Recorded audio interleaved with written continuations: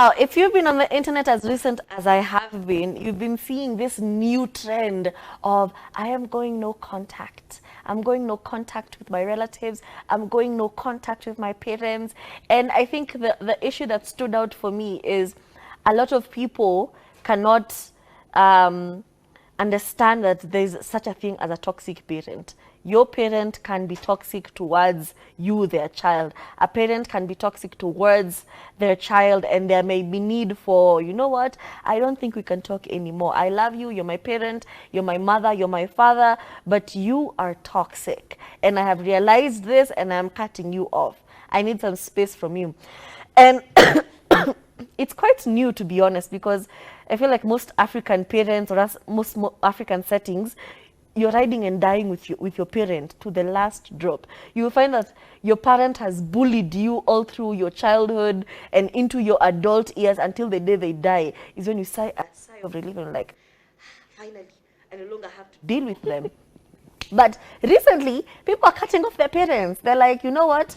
I no longer depend on you. I don't have to talk to you. Okay, and I'm just like, wow, this is new. Clean break. I kind of like where this is going. People are blocking their parents, and it's like, wow, that's a bit drastic. But what led to all of these things? And I think one case I've seen is constant criticism. Hey, what is happening? Today English has refused. But criticizing your child constantly for absolutely no reason. Yeah. There's this TikTok user called The Chef. She is professionally a chef, and she makes this beautiful food every day. And her mother has been branded the macaroni chicken mom. Her mother has a criticism for everything. Like she says, it wasn't the best, you know. She always has an opinion, and it infuriates me. And initially I thought it was just like rage bait, because I refuse to believe that there's a mother who will never be proud of their child. This mother critiques every single dish that her daughter makes every single day. So I thought, you know what? Maybe she's a Michelin chef, you know, maybe it's coming from a professional point of view. So one day, we TikTokers said, hey, can your mother cook? You know, please, what is happening? Can she cook? Can we see what is happening? And the mother said, yes, as a matter of fact, I can. The mother went on to cook macaroni, chicken, cheese, all in one bowl. Do you know by the time the chicken was coming out of the oven, it was pink? And she was saying, so yummy. And then sprinkled meshiri on top. Eh? Yeah. It was runny. It was dry and runny at the same time. It wasn't even cooked. And she was saying, yeah, I followed the recipe as it should be followed. Very proudly. And we were all in shock. We were like, she can't even cook. It's called white meat. Like, it should look white. It was pink. The meat was pink. So she had put it when it was still frozen, mixed it with the macaroni and everything, all in one bowl, mixed it. So it looked burnt poisoning. Oh on no. top. But then it's But it's midway still- uncooked at the It's bottom. uncooked and it's still runny. So guys are like, how does it look cooked and uncooked at the same time? I don't get it. We were so traumatized as a community. But the father is always so encouraging. Oh, no. And the father is always making fun of his wife and saying, you always have something bad to say. But you could also see the toll it's taken on their daughter, because nothing she ever does Is can good ever enough. be good enough for this woman. So that, well, that was a lot. Don't criticize your children like that. It's giving the same energy as like those acorn moms. Acorn moms are called acorns because they were the kind of moms who were so stringent with what you ate, to the point where they would count how many acorns you can eat. You can only eat a maximum of 8 acorns. And if you eat 8 acorns, are they called acorns? Sorry, they're called almonds. Sorry, almond moms, yes. not acorns. Acorns are a completely different thing.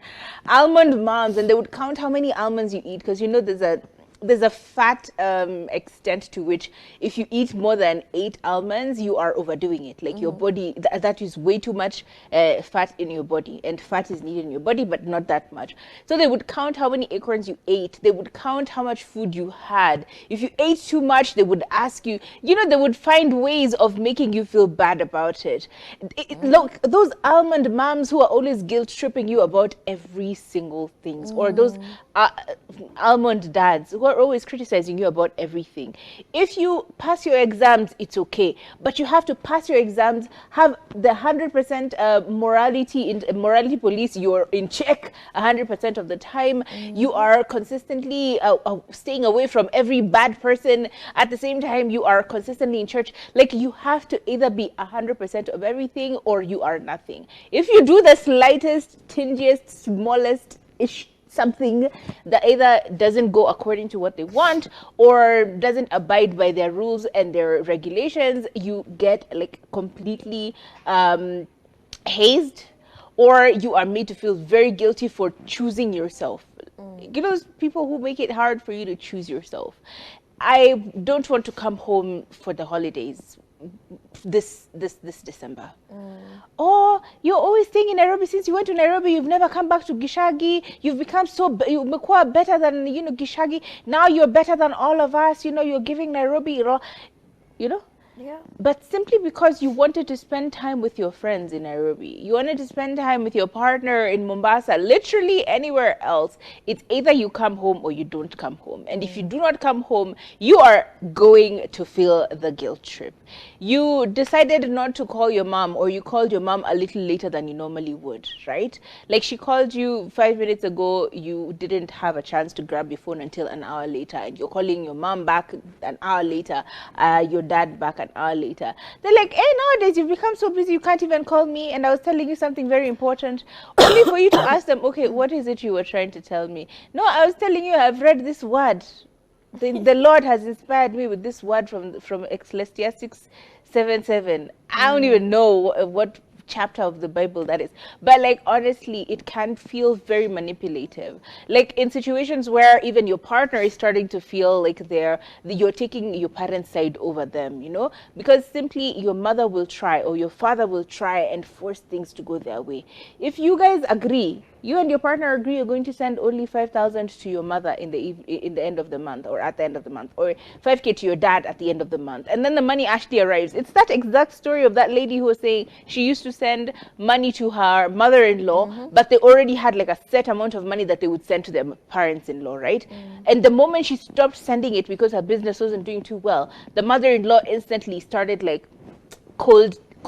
being super cold to her. Like, she wouldn't call her, she wouldn't pick her calls. Whenever she picked her calls, it'd be a situation where it's like she doesn't want to be in this conversation. It's like you're bothering her.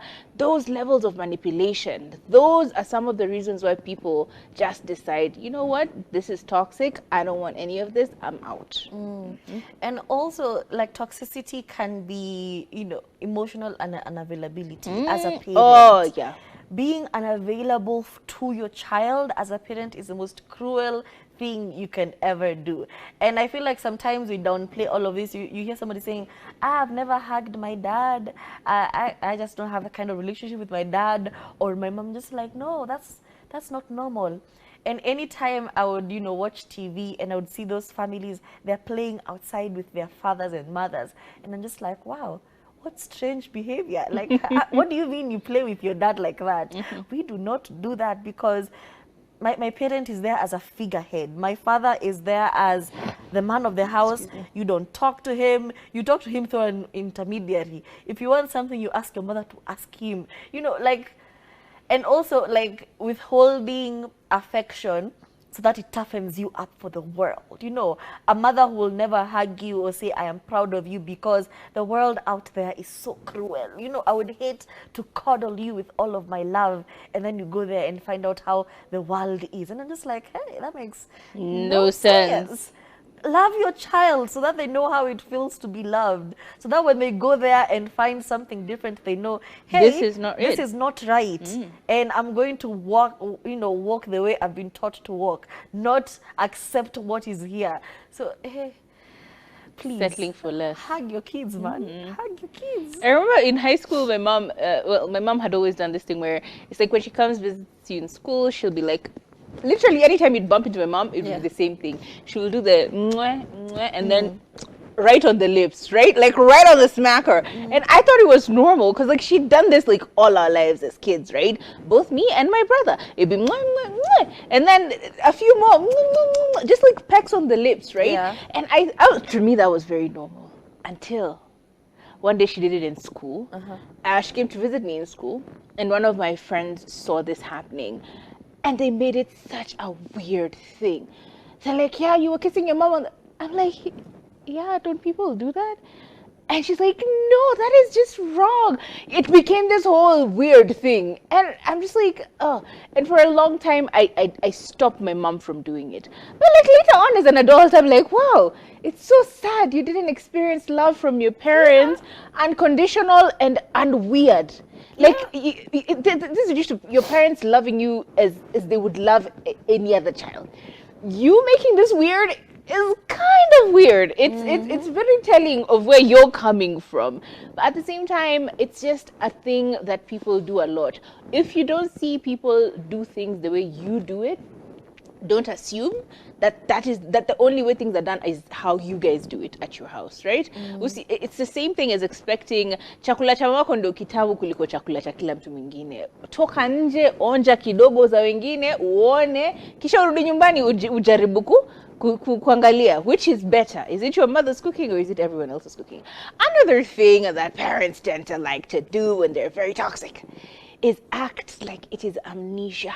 You tell them, but like, Shosho came and gave you 50 bob and said, give me 50 bob, and then he said, lete nikuweke, utakujia baadaye. I have come for my 50 bob.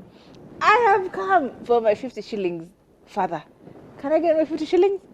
He's like, what are you talking about? 50 bob gani? This roof over your head. Before that, it was 50 bob gani? You're like, Aki dad, Aki mom. See, Shushu gave you and I was there on Saturday. You're like, 50 bob. Are you crazy? What 50 bob? What are you talking about? What is this child talking about? So it's like completely gaslighting this situation. Eh? And then when push comes to shove and you remind them clearly, you're even saying, I will call Shushu. They'll say, ni 50 bob unashinoki ni sumbuli hapa. What did you eat yesterday? Take out 50 shillings from what you ate yesterday. Tell me, where is the rest? Give me the rest of that change because I gave you more than 50 shillings. And now you're here, thumping your chest, asking me for 50 shillings. You're like, what is going on? Like, why such a negative reaction to asking for something that was, naturally it was mine. But these are jokes we're making. There are some parents who really made this become like a situation where it's like you're crazy for even like asking. Like you're crazy for even assuming what are you talking about? Like completely acting like there's they're going through a level of amnesia. Like none of it is true. You know, proper gaslighting. That affects you because it changes the way you look at things. You're like, wait, did I? The same way a gaslighter in a relationship would mess with your head is the same way gaslighting in your childhood would mess with your head and then leads you to stop trusting your gut. And there's so many effects of gaslighting children. Let's just start from there. But yeah, 50 bob. Yeah. And last but not least, when you create a boundary and your parent does not respect said boundary, that is also very toxic. It is not normal and it's not your responsibility to let them because they're your parent, you know. When you've established mom, it's weird when you come into my bedroom and my wife is there, you know. It's kind of weird when you're always asking my wife these intrusive questions. Could you not? And instead of your parents saying, hey, I'm sorry, I didn't realize that, I'm so sorry, I won't do it again. That's what a sane person would do. They would realize, I've crossed That's I've a crossed boundary, the I've line. crossed it, I am so sorry, I will not do it again. But instead you're like, I am your mother, I can ask you anything. You came from me and I can take you out. I brought you into this world and I can take you out of it. So my womb was your apartment for 9 months. that entitlement over your life simply because they raised you and they brought you into this world. And as a parent, it is so scary finding that balance of I want to be there for my child and I want to guide them down the right path, but at the same time I don't want to step on their boundaries and I don't want to come, you know, I want them to find their own way. It's just a delicate balance. And I'm not trying to make excuses for parents. Some people really do. But it's very easy for you to tell your mom something and then your mom is like, did I give birth to you? Because really, truly, she did. She did give birth to you. You know? Like, she could have swallowed. You know, I'm just saying. Could have. So, yeah, when you factor in all the sacrifices and everything, and it's a lot.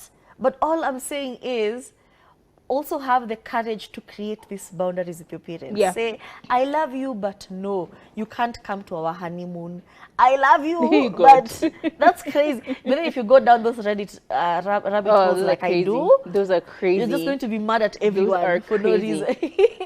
Jesus. But you guys, I hope you've learned something. I hope you have helped you out. That's been our show for today. My name is Turife. I'll see you tomorrow. My name's Kathomi Kathomi. Catch us on our socials at Kathomi Kathomi, at Turife. Bye.